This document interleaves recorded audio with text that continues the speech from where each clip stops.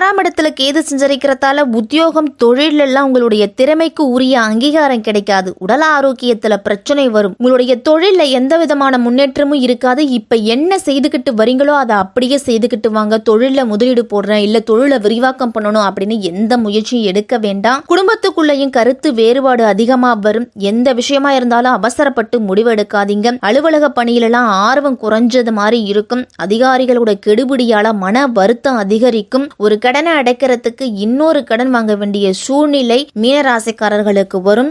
7 சனி மீனராசிக்காரர்களுக்கு நடந்துகிட்டு இருக்கு. அப்ப வேலைன்னு ஓடிக்கிட்டே இருக்கிறேன் அப்படின்னு சொல்றவங்களுக்கு எல்லாம் வேலையில எந்த அளவு நீங்க ஈடுபடுறீங்களோ அந்த அளவு உங்களுடைய உடல் ஆரோக்கியத்திலையும் உங்களுடைய ஓய்வுலையும் கவனத்தை செலுத்துங்க.